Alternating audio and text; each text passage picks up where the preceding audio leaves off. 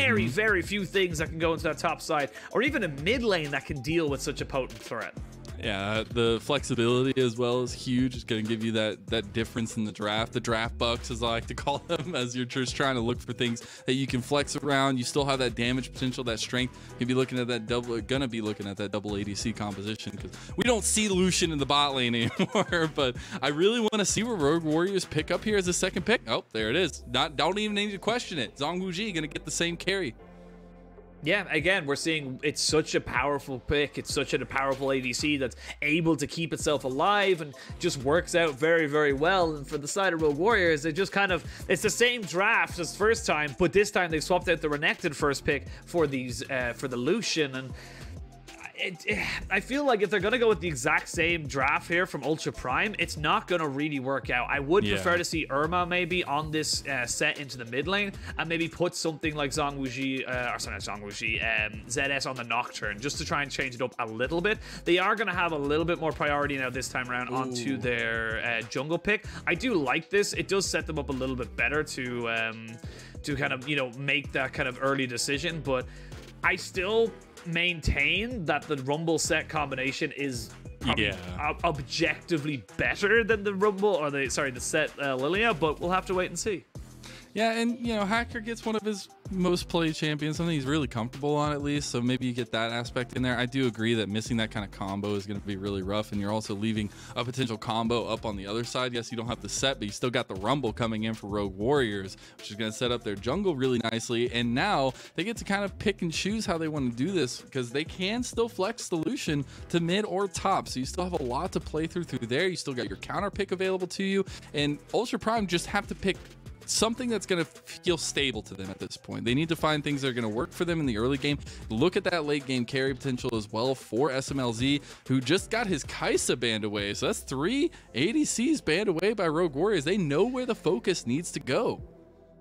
Yeah, honestly, Rogue Warriors kind of getting their cake and being able to eat it, as we see the Smlz timeline there from a fan telling him exactly where Smlz has been. But yeah, still going, still got to get going for it. But honestly, right now, like, you've given up, apart from maybe the Sett, who can go into the support role, but I would be surprised to see it there purely because you need Hex Flash. That's not even an option anymore for something like a Sett in a support role. So we'll see what else they want to kind of go for. But look at these AD carry bans. There's just so little left on the board here for up, and I want to see now where they want to bring this.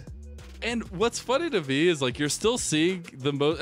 Right, we're 2 weeks in, Penguin, so take this with a grain of salt. But you're still seeing Aphelios up for Smlz, not the composition you're gonna look for. So Rogue Warriors know that they ban out the ones that he knows, or at least that they know that he wants to play. And now you have to figure out what you're gonna do here. Could it be the kog'maw? It's gonna be with the kog'maw Lulu. They were waiting the whole time for the combo lock in, and it goes in immediately. We did have that sneak in of the Kennen for Rogue Warriors, a little bit of team fight potential, a little bit of change up, a little bit of flexibility there as well. And I want to see what this final pick is. What are you looking to take into the Lulu kog'maw, the dreaded bot lane?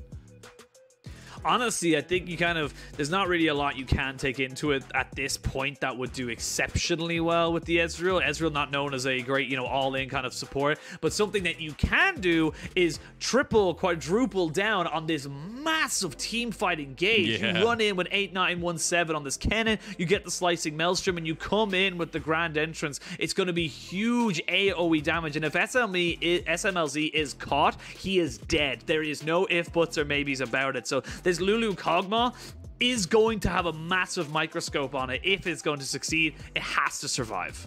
Yeah, and you know, speaking of the microphone, or the magnifying glass, at least, microphone, you can see also the fact that Hacker is going to need to get involved, right? I feel like you're going to have to get a lot of presence down towards that bot lane. You're going to have to try to get some, at least, strength there for the kog'maw Lulu, and make sure that you're going to be able to get that to late game. The thing that worries me is, I know Kai'Sa is not a kog'maw, right? It's not a kog'maw Lulu combo, but you had the same hyper carry Smlz. He's the one, he is the true god king, and it didn't work out. But this time around, you still have a lot of the same pieces around the board, but you also have Smlz on the hyper carry. How does that work out in game number 2 for them when it didn't look so convincing in game number 1?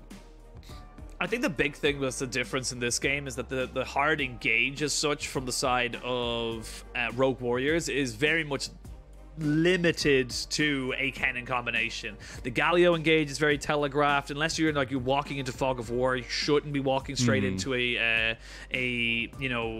taunt or anything like that. So the big thing for me is that I want to see Smlz get priority in his bot lane, which he should be able to do with the Lulu, and be able to transition that maybe into early Drakes or early pressure around that mid to bot lane. Yep, and we get to see the list, the rundown, if you will, of game number 2's runes here. Nothing too crazy jumping out either. You do still have the one thing that did jump out to me that we didn't see the change up there. I was waiting to the last second, but we obviously don't see it. It's locked in. Nocturne is going to be going top against the Kennen, while the Sett changed it up from last game. As you were kind of talking about, maybe the carry Sett in the mid lane, as Irma is going to be picking up that one. And I really do much prefer this. However, he has gone with the exhaust, and yeah. Ooh, oh dear. So this is the big issue. We talked about this a couple of different times, and this is something that this is something that a lot of people kind of have mentioned and stuff like that. The reason why we're seeing so many teleports in the mid lane is because you need that global pressure. You need to be able to answer if someone's on the bottom half of the map or if someone's on the top half of the map. At this point now, Forge could be in the side lane, say 20 minutes into the game, and could just straight up just join a team fight, whereas Irma can't. That's going to be a big thing. And yes, the exhaust will help you in the laning phase, but it won't be the big team fight decider. So again, another small little thing that might come back to bite up in the ass. Yeah, and especially like if you aren't getting that lead, if you aren't being able to get like a lane advantage in there and trying to be that aggressive mid lane Sett against a Lucian, which is agreeably going to be very hard to do, you kind of see a lot of that pressure you're given. As you said, you're not having that TP. You can't be that impactful in the crazy off lane plays and things like that. So I wonder how this mid lane is going to work out, how much influence we're going to see from IceCoke and Hacker. Because I still think, that the early game for Hacker is going to be so important. You've got to get something going for this team. We saw that proactivity start early on for them last game, but it kind of pittered out. Yeah, honestly, you'll see how Hacker's able to kind of, roam around. He is spotted on his red buff, as they did put in a light ward there, so they know exactly where he is as of now. But just to go back to your point about the Sett into Lucian, it's actually a bit of it's actually kind of a counter to pick the Lucian into the Sett, because what Sett loves is AP carries, mid lane mages who are able to put down a lot of damage very quickly to go for that burst, so he gets a massive shield off of his true grit. But unfortunately for him, that someone like a Lucian isn't going to have that kind of an impact. What they do is they just chip down at your health bar little by little, bop, let it go down, bop, let it go down. And that's why you can see it now already. He's gone down to half HP without actually being able to use his haymaker. So it's going to be a bit of a rough matchup here for Irma, and it's going to be about how he's impacted throughout the laning, the other lanes, that really kind of makes, if this Sett is worth the money. And that's where we were looking for the TP, but the exhaust comes out. We're going back to that one. It will look like, at least it looks like, we're just going to get a trade of scuttles here for both these junglers. Not a lot of that butting heads this early on. We're not going to get those level 3, level 4 tussles, but that back will more than likely come through, and we'll see that kind of first item, or first half item, at least for both these junglers, and then get onto the map. But I still think that, like, I was talking a lot about Hacker going towards bot lane, maybe even focusing on Irma. I wonder if there's an option to go towards ZS, right? Like, you've got 8917 on the Kennen. It's a little bit scary once you get to level 6, once you get those big team fights. But maybe if you can get that pressure in there just a little early, you can find something up there and let that Nocturne actually be useful. It'll be hard pre-level 6. The Kennen obviously has the range advantage, so it'll be probably an overextension. Oh, I was going to stop myself. We see a bot lane engage. Yeah, ShiauC getting very low. Smlz able to get a nice trade back with the range, not even really taking any shots back from him. ShiauC is going to be popping those potions, healing up a bit, and the trade is just going to continue. But yeah, back to your point about the top lane as well. Like, it's actually quite difficult for Hacker to really get anything done. Lillia is one of those kind of junglers that she requires an awful lot of, you know, in-lane kind of pressure. The only real lane that she could go to that would be able to help her out with the CC would be something like mid lane, to be able to help out the Sett, because he's got that face breaker. He's got a way to be able to facilitate the Lillia, because she doesn't really have any kind of major CC. She's got the little slow on the ball, but that's not really going to be doing, you know, anything crazy for them. And I don't think that 8917 will allow ZS to get the paranoia off, or the undead nightmare into him as well. So it's going to be a little bit difficult for him to get anything in the mid game, or sorry, the early game, until he hits level 6. Yeah, and you already see so much pressure being put on by 8917. Luckily, or at least not luckily, but ZS is able to keep a hold of that farm up there as well, keep that going for himself. And it's kind of crazy to me that we haven't seen any of those, you know, wondrous fights that we saw early on, where you just see people skirmishing early. But it comes down to the fact that we have a lot of level 6 power spikes in this game right now. Yeah, 100%. You're looking at, you know, the showstopper, the as I say, that flash in. Yeah, they want to go right before level 6. Forge is going to go down first to the haymaker there by Irma. They do get the trade. IceCoke flashes. Can he get Hacker? No, he cannot. Hacker's going to get the kill. That's 2 quick pickups for Ultra Prime while they trade just 1. Yeah, great start to the game here for Ultra Prime. And yeah, like you said, just before that level 6 power spike, they go in, they use the flash, and this is why the flash is so important to someone like Sett. It's why we were missing it on ZS in the last game, is that you can make plays like that happen just in an instant. It's so powerful. And you get the wave push, you force a teleport out. Very nicely done here by Ultra Prime. And you can see, just goes in, catches him right on the edge, forces his flash, drops down the exhaust, so he's not able to trade back the damage. And this is unfortunate from Hacker, or sorry, from Irma. He almost gets the showstopper as he levels up there to try and get him out. He would have been able to get the kill and get out as well, but sadly for him, there was a flame spitter going, so he just kind of keeps ticking down. And still, though, great start there. 2 kills, 1 each for the mid laner and for the jungler of Ultra Prime. And now we've seen level 6s hit. This is when the tempo kind of increases for both these teams, at least when they can start making play calls and really feel confident about it. And that's where I want to see this dragon maybe taking objective priority here. You already see everybody's coming down here. They're trying to set up a party. They've got the confetti, they've got the party hats, everything ready to go on the side of Ultra Prime. But luckily, you know, IceCoke able to get some vision down early on with that scuttle. They can keep that vision, keep that priority potentially there around that objective. But Ultra Prime really want to just take some trade and get some of that deep vision in there. Well, I gotta say, the AD carries have yet to go back. The AD carries are both just kind of farming it up. Man. They're just playing PvE, not having that's what AD care is in now. the world. It's just an RPG.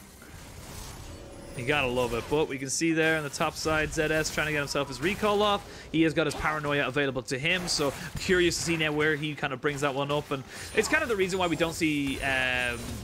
we tend to see Nocturne in mid lane a little bit more often, because you do end up kind of being very limited to where you can bring that paranoia. Obviously, if in mid lane, you can path towards top or bot and look to try and kind of create that kind of pressure. But I think for Ultra Prime, you're very happy with this. Like this, you know, this long kind of delay for ZWuJi. ZWuJi needs to get back and start stacking his tier. Like this is not helping him just staying down here. And they're staying when Hacker is coming down. So might want to have backed a little bit earlier, but here comes a lot of damage coming down. Smlz is going to find a little bit of poke here on the other side. The Swirl Seed is not going to connect. See if they get the sleep here. No, not going to pull the trigger on that one. And the gank goes a bit wide, if you will, on the bot side for Ultra Prime. Yeah, Rogue Warriors do burn the heal and the ignite, though, so just no flashes burned, but they did burn off the other combat summoners, so that'll be a nice little bit of a win there for the side of Ultra Prime. But now that you know that Hacker is on that bot side, you mean you are totally safe to go towards this Rift Herald. You have pressure in mid, you have pressure in top, you can make this one happen, and Hacker recognizes this, and he knows that the best play he can make right now is just stealing camps. Yeah, there's no real means to get that dragon fluidly. They're just going to go for a little bit of invade. And with this Rift Herald being picked up by Rogue Warriors, you got a little avenue here.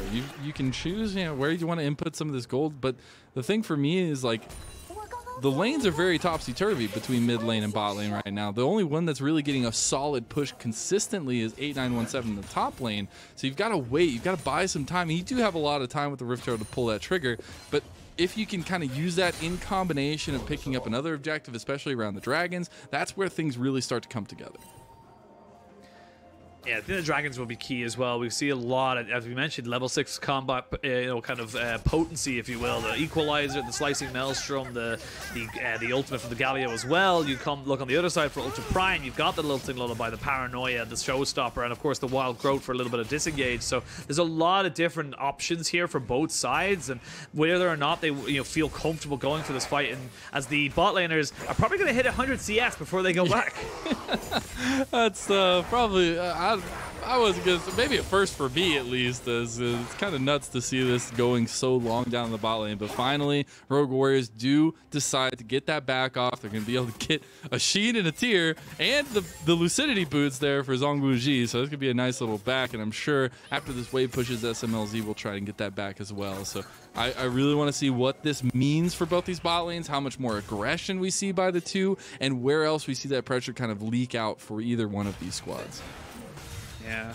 And to see the True Shot Barrage missed the kog'maw there on the minimap, so it wasn't able to stop the back, but a full Cheeky Phantom Dancer there from Smlz. Straight away, one item, just giving himself a hell of a lot of safety into this lane, and knows that he can just continue to farm up and become that monster in the late game. I do love this from him.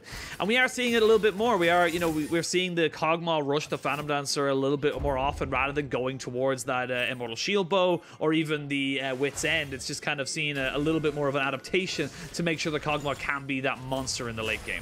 Yeah, it just gives you that nice little leg up earlier on. Now we see 4 members strong here in mid lane by Rogue Warriors. They pop down the Rift Herald. There's going to be some decent plates here for Forge as well, as the rest of the team's going to back away.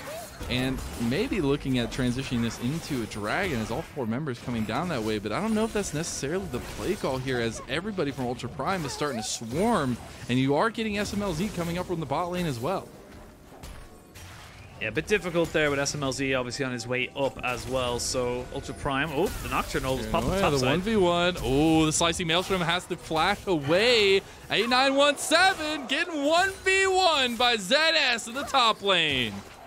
That is a huge moment of power right now for the side of ZS and for Ultra Prime. They know they have a teleport advantage, so even without the paranoia, they are totally safe to maintain the pressure in the bot side and in mid and keep themselves on the roll of, kind of sending us to a third game. Ultra Prime playing very, very solidly into the second game.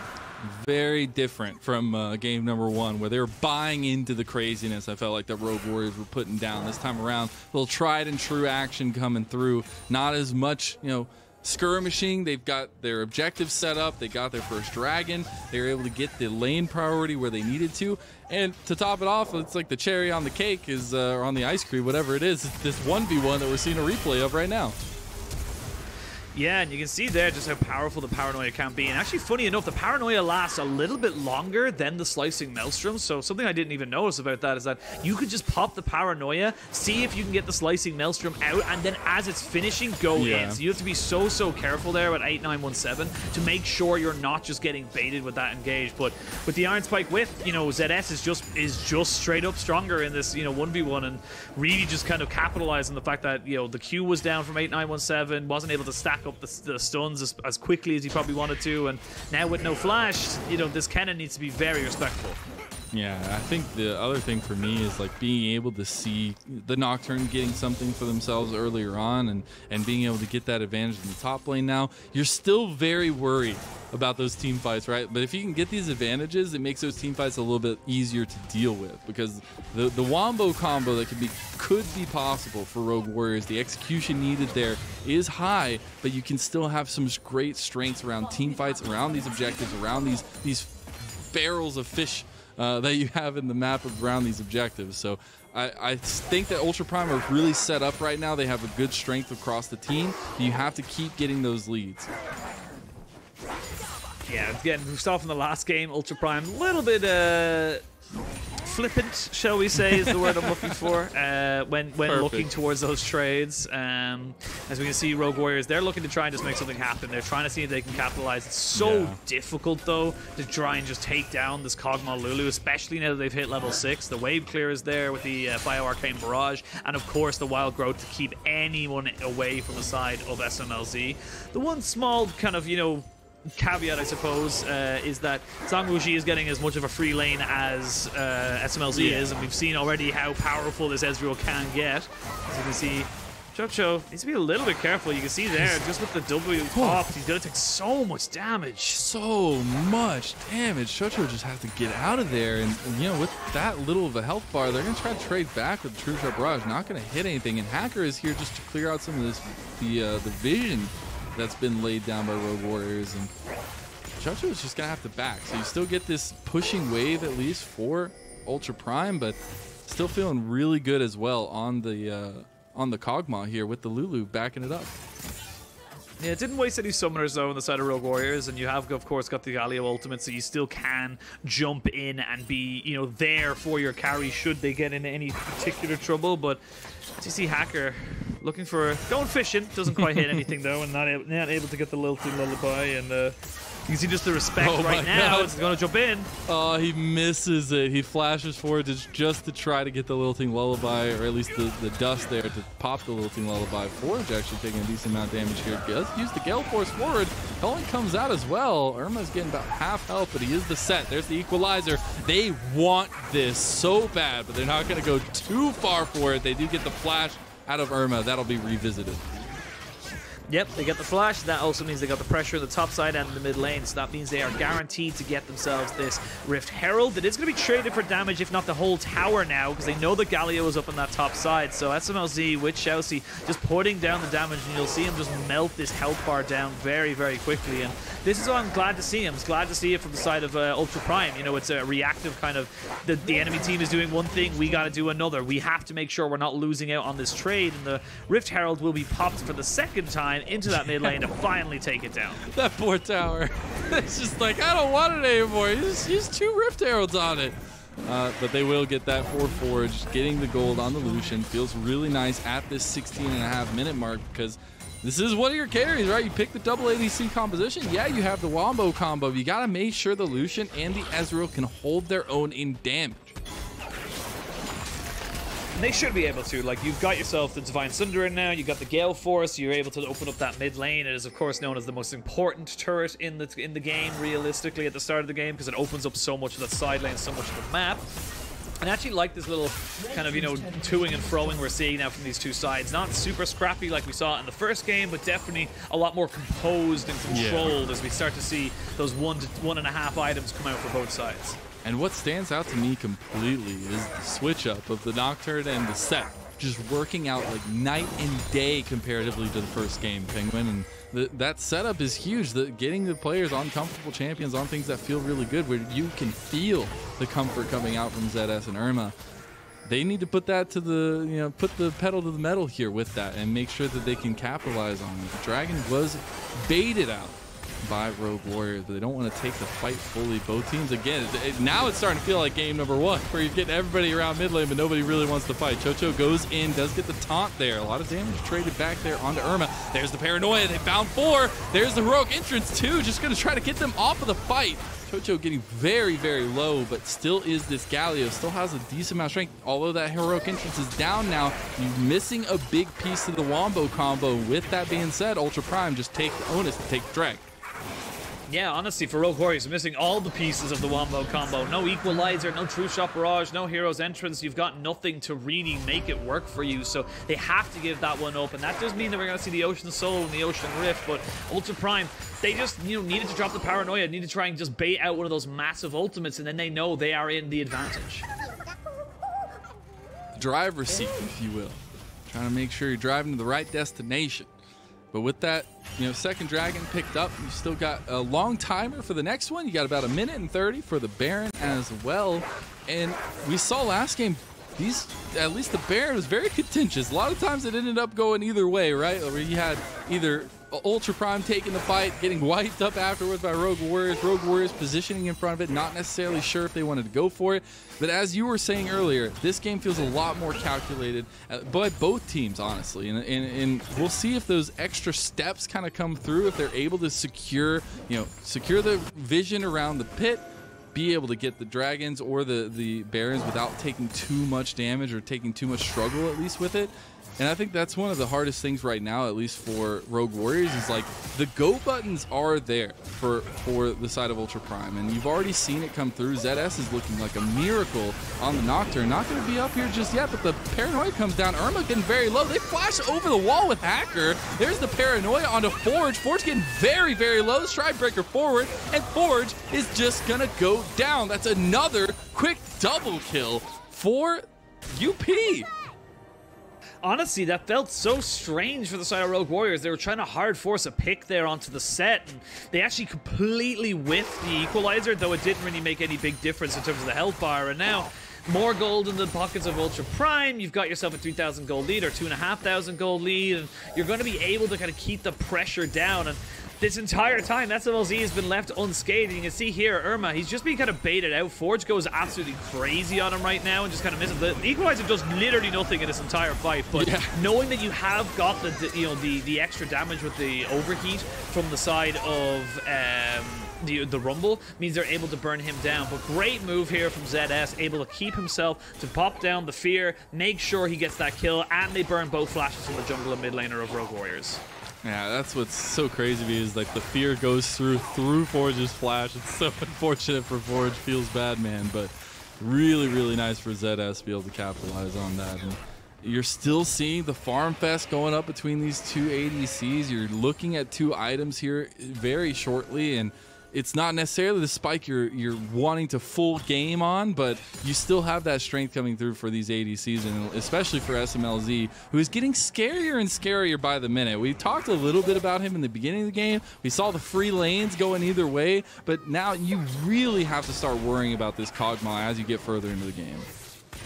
Yeah, he's going full crit kog'maw as well. Got the Gale Force, the Phantom Dancer. He'll be looking for the Runan's Hurricane as well very shortly, I would imagine. Has literally been unthreatened the entire time he's been on the Rift. He's just been sitting back, just a little popping out butterfly. Yeah, he's just a little butterfly looking to pick up some, I don't know, what do butterflies eat? That's a good question. Nectar? Something like that. That's a something very good plant question. related, I think. I know, right? Just in my head, I was like, well, hang on, bees get the pollen. Like, what does everyone else do? Southern flowers, we got it. I have a biology degree and I still don't know, so it's fine. It's all right. It's all right. We answered the biggest question, the bigger questions on this show. You know, we look for the bigger things. But yeah, honestly, right now, like looking at the two teams, Rogue Warriors, they still have a lot in their kit to be able to make things work for them. They are, you know, still got the Proto Belt and the Flash for 8917, so he's going to be able to get the Slicing Maelstrom if he can find a flank. You still have the Equalizer, which will be doing a crap ton of damage, and Lucian with the Essence Reaver and the Gale Force is a beast. It is just such a huge amount of damage. However, you have to find the right opportunity. If you miss all your ultimates, you miss all your engagements, and you kind of the fight goes on a little longer, and the kog'maw is still pumping out damage, I feel like the kog'maw combined with the damage over time you get with Hacker and this Liandry's Torment Lillia, you're just going to be, or sorry, Liandry's Anguish, excuse me. You're just going to be in a lot worse of a position. So I'm curious to see now how Rogue Warriors want to fight, and if they want to fight in 20 seconds around this dragon. I just know one thing that's stuck in my brain. I need to see the Wombo combo happen one time, at least. I know it's not what Ultra Prime really want in this game, but I gotta see the Maelstrom, the Equalizer, the Heroic Interest, everything used on top. If they can get the execution on that, that's where these fights change. But we have not been able to see that for Rogue Warriors, even though you know that they're gunning for it. Yeah, and also quick to note, all summoners are available as they start up this dragon. They do. See if Rogue Warriors want to move in. They're moving in as the 5. QiuQiu on the side here. Dragon's already down about 3,000 health with Smlz just laying down the poke. The Dragon's just going to go down. It's second Dragon to Ultra Prime, or third Dragon, sorry. A little bit late on that, but that will be soul point for Ultra Prime. And Rogue Warriors just kind of have to watch as that pressure just gives over. Honestly, I'm very surprised with Rogue Warriors there. Like, they're in a pit, you can go for it, but now it looks like they're going to try and maybe make a move onto this Baron because they know they can burn it down. Double AD carries. Let's see, ZS there has Paranoia. They just need the vision. They got to get to the fight. 6,000 health on the Baron. It's going down very quickly. IceCoke very, very low. There's the Paranoia. The CC, the damage is there. Look at the showstopper. The Haymaker is not in time, but the combo! The damage from Ultra Prime. Smlz flashing over the wall because he does not care. That's a triple kill for the carry of Ultra Prime. Yeah, you got the Baron, but at what cost? You lose 3 of your members and a triple kill over to Smlz's kog'maw. That is almost going to be his guaranteed 3rd item bought up, no issues whatsoever. And you're going to be able to take down so many of these waves. You're going to be able to stop pretty much all of this, pressure that the Baron buff does give you. And you're going to be able to pick up even more gold with towers going down. So again, we saw the Wombo, but in a more defensive way. And sadly for the side of Rogue Warriors, it doesn't really work that way. As we have a look at the pro view, it's going to be Smlz basically going in. Oh my god, this is so sick. I can't. This is going to be too good. You just see him walking in. He's already got, he's got everything available to him. He knows that he can just hit it. Nobody is looking at him. He immediately, without hesitation, just goes, right, I got to go over to this wall. I got to find another kill. Tells Lulu to come join him as well, just in case. And now 3-0-1 is going to go back and probably going to be able to pick up his Runans. The beauty, the teamwork of the double flash from the bot lane over the wall just to follow up the kill. You gotta appreciate it. And this is the scariness that the Lulu kog'maw composition can bring to the Rift. That's why we typically aren't going to see it normally. A little bit banned for the Lulu, something like that, but this time it gets through. They do find it, they pick it up, and now it's looking real good for them. And we'll see if Rogue Warriors have some sort of response here. The Wombo combo's not working out. You don't really have any kills on the AD carries, but you still got this Baron. Yep, you still have the Baron, so you're still going to be able to do a little bit of poke damage with the Bio-Arcane Barrage, though, from Smlz. It'll be very difficult to be able to make that one work. 8-9-1-7, trying to see if you can catch someone being lazy on the rotation. That's someone being Irma. Maybe looks to try and just kind of give a little bit of damage there. Very important to note, actually, as well, there's very little magic resistance on the side of Ultra Prime. They actually have a lot of bruiser items, Sterex gauges, and everything like that, so they're not really built to kind of deal with a Slicing Maelstrom Equalizer combination. It's taking a lot of time, though, for the side of Rogue Warriors to even try and get down this tier 2 in mid lane. Yeah, ZS was waiting to pull the trigger on the Paranoia, and now maybe coming down. There's the Equalizer, used a bit early just to get them off the tower so they can push this and get the tier 2. Does look like Ultra Prime will just concede that one while ZS was getting some scuttle crab action there. Yeah, you only got a tower with this Baron of power play. You're actually down gold, considering it gives you 1,500, and you're on a minus 500 at the start of this, or at the end of this play, means that you lost 2,000 gold off of that play. And it's actually the Navori quick blades here for the kog'maw. Smlz going with a slightly more expensive option, and is basically becoming the standard now. We're seeing it a lot more. Basically, the way it works is you get extra cooldown of 20% of your remaining cooldown. To basically every time you crit, so it's something that can basically bring up your W a lot more. It can help you kind of bring up your Q as well, or maybe even just the E, just to stretch through the armor and magic resistance. So, waiting to see now exactly when he'll be able to pick up his IE, which will be the big kind of critical mass point. But he's already so far ahead when we can see them going for an engage. ZWuJi got caught out here with the Paranoia coming in, and that's already one of your mainstays gone. One of your defensive tools gone for Rogue Warriors. And you still got 5 strong for Ultra Prime coming into the fight. The Equalizer's beautiful. Irma gets a nice haymaker, though, right there, but not going to get the damage. Slicing Maelstrom onto the carries, onto the members that matter. Smlz is down. That's the member you have to get. That's the target of every ire of Rogue Warriors. And now you've got ZWuJi trying to chase him down. Will back off. Do not want to overextend. But what a fight from Rogue Warriors. Honestly, that Equalizer was perfect from IceCoke. He was able to place it in such a position that nobody in terms of the damage dealers was able to join up with the side of Irma. Irma just goes far too deep with the showstopper, and he's completely separated from his team. Now, with 10 seconds to this dragon, they've stopped the count. They've given themselves a little bit more time, and they've given themselves a little bit more room to try and navigate this game. Exactly as you said, just buying that time for this double ADC composition. You got kog'maw all day, but what do you do against 2 ADCs? We are going to get a replay of this. They immediately pull that fight with the Paranoia, trying as hard as they can to get the 3 members that are split out. They do get QiuQiu, but the rest of the fight in this chokehold is where it goes down. Yeah, look at that equalizer. No one can follow up with Irma. You can even see their ShiauC's literally sitting still. And then Smlz tries to walk forward, and he's just taken down to half HP before he even does anything. Immediately, 8917 sees an opportunity, flashes in, pops the slicing Maelstrom, and that's just basically that's how you win these fights. And now it's only a 2,000 gold lead here in favor of Rogue Warriors because you got a lot of shutdowns. That's importantly, a lot of gold went into that Kennen as well. So that Kennen is going to do a huge amount in these fights now that it has got the finished off Zhonya's as well as the Proto Belt.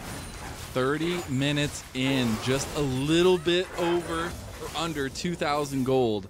They're in the lead for Ultra Prime. Not anything that's game breaking here. You've got 4 minutes until the next dragon. Could be Soul for Ultra Prime, but you still have 20 seconds until Baron spawns. We saw how contested that was last time around, and you're already getting some resets here. So maybe some positioning around that Baron pit, trying to find where they can get that vision, where they get the priority in the lanes, and that next fight's definitely on the horizon, Penguin. Yeah, no, for Rogue Warriors, you now have your full win condition. Kill Smlz. Yes, it was obvious at the start, but even now you have even more so. You have 3.5 items on both of your AD carries effectively in mid lane and in bot lane. Divine Sunderer, Serelda's Grudge, and of course the Manamune is fully upgraded at this point, even working towards that Frozen Heart as well. But you look at the other side. Even in the mid lane, it's Sterix Gauge, it's Stride Breaker on both the top and the mid laners. Yeah. Yes, you have got 3 items onto the Lillia Hacker looking very well, but it's not burst down. It's not going to be able to kind of, deal with all these AD carries that will just melt through this Lillia's health bar if the kog'maw is not there to back it up. And we've talked about it once, we talked about it a couple more 1,000 times today. Smlz is the key. He's the one that unlocks the Ultra Prime composition. He has to be the main focus for Rogue Warriors. But honestly, I'd say the same thing for Ultra Prime. They need to make sure that Smlz is able to survive and strive. Yeah, that's the big thing. You only really have the Lulu for quote-unquote protection after all the engage is all said and done, but you may be able to kite as QiuQiu needs to be very, very careful. Culling going to be used there to dissuade the rest of Ultra Prime, but again, not really a big cooldown. Should be up in the next 40 seconds, and we're just going to have this kind of weird mid-lane, ARAM Baron dance for the next while. Reminds me a lot of game number 1. We're literally in melee range, but nobody's engaging because it's just a little bit fraught with worry. You do see positioning here from Rogue Warriors. QiuQiu is going to stop his back. They will not go ahead and complete that one as, Ultra Prime were looking to potentially take that fight. They have ZS on the back with Paranoia, always looking. It's not going to come to fruition this time around. You will get those backs completed by Rogue Warriors and just a bit of farm being gathered up here by Ultra Prime while they wait for, the next objective fights. Yeah, it's going to be a while. Like, we're probably just not going to see much of a fight really until the minute 30 when that dragon does spawn. But for the side of Ultra Prime, you've got the GA now onto the Nocturne, so he's feeling a little bit better. You're going to go back and, maybe pick up another half item or so for the kog'maw. I don't think he'll be able to get up to the Infinity Edge in time. It's just going to be a little bit too much money that he just doesn't have access to. But this is where, kind of the breaking point becomes in a minute and 15 seconds, because if you're able to delay the dragon, if you get a couple more kills on the side of Rogue Warriors, then the kog'maw still doesn't have the Infinity Edge, and you've got yourself, 3-4 items onto both your AD carries. Where on the other side, if Ultra Prime can get the soul and get the team fight, they got Smlz that Infinity Edge. It becomes so difficult for the side of Rogue Warriors to really kill anybody. Exactly. I do love to see the kind of mental click come through for Rogue Warriors, where those first couple fights, nobody was really targeting Smlz. Now, you gotta get the kog'maw, and they've done so, at least in the last fight. We'll see if that communication kind of goes through. They are doing a little bit of Baron dance here with a lot of damage coming down the Hacker. The Paranoia is already used in Fear. They go through here. IceCoke is the target. IceCoke goes golden. The TP coming in from behind. That's the Kennen. Look at ZS. He goes over the wall for IceCoke, and Irma's going for the carries. That's the damage down, and 8917 is just forced out of the fight. Ultra Prime get the kills. They get the focus that they needed. That flash into the sleeping time was there for Hacker. He's able to set up the lilting lullaby so well, and honestly, for Ultra Prime, you don't need the Baron. You get yourself that Ocean Soul, you're going to be in such a strong position. Yeah. No jungler, no way of contesting this, and it's really all Ultra Prime now to try and win this game. It absolutely is. They will secure this Ocean Soul. No chance for Rogue Warriors to even have anything to say about that one. They're going to actually ping over towards the Baron, perhaps. They're moving pretty quickly that way. I don't know if that's the full call right now, but as the backs are coming through for Rogue Warriors, might just be with Smlz on that power spike, as that would be a pretty crazy fight to force here. We did see them make a mistake last game and take a fight like this and lose everybody. But now Ultra Prime feel confident. They feel ready to take this, and Baron's already going down. There's nothing they can do. Paranoia comes out. Maybe the True Shot Barrage. It's not going to do it. That's the smite away, and Hacker is a steal. That was very close towards the Baron, but obviously Hacker still having his thing, and the Paranoia just doing so well. It's one of my favorite uses of the Paranoia, where you're able to just kind of dissuade any kind of vision or any kind of idea. But let's have a look at the replay, and you can see just ZS just setting himself up in base, pops the Paranoia, gets himself the teleport, and they know that they've overextended now here, as we can see them just go straight in on top of this. But watch this flash in, getting the Q, and just looking to try and set up a sleep. It's going to be a 4-man sleep, even if the Rumble does survive against ZS, and there's just nothing they can do. Showstopper back. There's ZWuJi on a plate. There you go, kog'maw. Nom nom nom nom. And now you've got yourself an Ocean Soul. You've got yourself a Baron. You've got yourself the Infinity Edge for Smlz, and you have the game in the palm of your hand. I just think that that's like the perfect fight that they were looking for, right? Rogue Warriors were not set whatsoever. They had 8917 TPing on a flank that was really late to the actual fight that was happening, and you could just see kind of the scatter from Rogue Warriors, and that's exactly where the Ultra Prime want to be, and that's how they take advantage of those fights. Well, now over here with a bit of a flank, looking for the slicing Maelstrom on the back here. They have 4 members strong here with ZS on top. This was the moment, I feel like, for them to pull the trigger, but they just waited, and now 8917 is going to be in some trouble. Showstopper right into a heroic entrance now comes in. The Wombo combo is not going to be there, follow it up, and they've just kind of left ChiauQiu, as he's just going to go down. The Paranoia was just used to get into the fight for ZS, and that's another pickup, at least a good pickup for Ultra Prime. Yeah, honestly, you know, commendable there from ChiauQiu. Recognizes that if he wants his team to be able to defend, he is not the one that needs to be, you know, surviving. It has to be 8917 with this slicing Maelstrom pretty much going to be coming up very, very shortly. So it's not really that big of a deal that he goes down. It is still annoying, and it just means that you just don't have that extra protection. And now it just feels like you kind of have to just give up a lot of these turrets over the side of Ultra Prime. Rogue Warriors are going to want to wait until their support is back and available to try and maybe get a flash taunt. What I love here is, like, we talked up Smlz a lot of the game. He's the main carry for Ultra Prime. We said there is you know, chances on the other side with the double ADC composition, with the Wombo combo, being able to catch out Smlz. But the crown is just getting ever so snug on Smlz's head right now. I mean, he's a 4-1-4 kog'maw with 400 farm at that 37-minute mark almost, and like, that is scary to face against anybody, right? As if he gets a target locked onto you, you're gonna die within seconds. Yeah, you really much will. You need to lock down this kog'maw. That is the name of the game. If the kog'maw dies, and the damage profile from the side of Ultra Prime just completely disappears. Yeah. On the other side, Rogue Warriors, they need to make sure that VODS is in a position, and so with ZWuJi, where they're not going to be caught out. They're not going to be caught by face breakers. They don't have any cleanses. They don't have any They do have a QSS now for the Ezreal, but they don't have many ways of getting out of those hard CCs. We can see the Equalizer used just to try and clear the wave. You're going to see the Nocturne come out and then immediately walk away because the taunt was coming out, but the sleep has been used. Yeah, the spell shield was nicely timed there from ZS as well. Able to get the tower, and now you've got Smlz just taking free shots on the inhib. That's a big culling True Shot Barrage combo. Irma's getting very low, but Rogue Warriors don't have the confidence to move forward. They don't have the team play to move forward right now because you're lacking health bars, you're lacking damage, and you're just worried to go into this strong, full composition of Ultra Prime. Yeah, you use the wild growth there as well, so they really do not want to get jumped on right now. They would be able to dissuade a little bit, but the wild growth is such a huge asset to keeping that kog'maw alive. They need to make sure that they're not fighting without it, otherwise that kog'maw could just die just purely from the burst that comes out.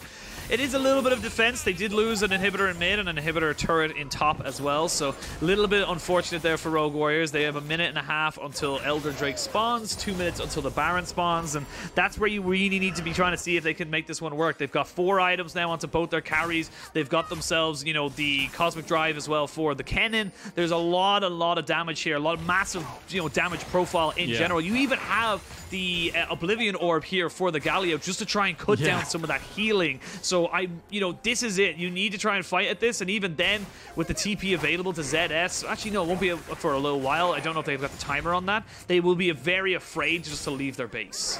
Yeah, I think so as well. And it just gets scarier and scarier as you're just kind of seeding pressure around the map. You're just letting things go. You got Elder Dragon, 45 seconds. You got Baron up in 1:10. You've got a lot of objectives that are going to need fighting over, and Rogue Warriors just don't feel like they can at this moment. And you have so much regen, so much sustain for Ultra Prime through this Ocean Soul that it's so hard to delay these sieges.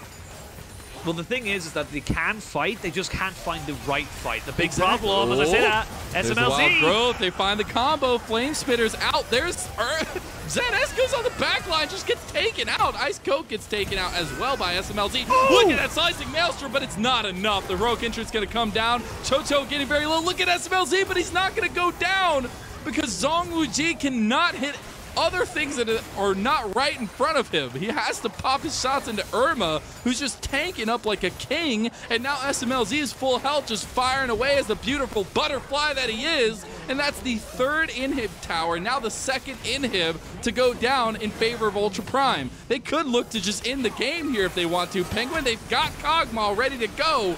ZWuJi does not want to let that happen. The tower is going to provide a very excellent defense. They've got 2 super minions and a full wave behind them coming in now as they do try to take down ZWuJi. Not going to get it this time around. SMLZ moving forward, does get a couple shots off. Look how much damage he's doing, and Hacker is going to be the one that cleans up the kill. This is going to be game number 2 going to Ultra Prime as we're tied up going to a 3rd game.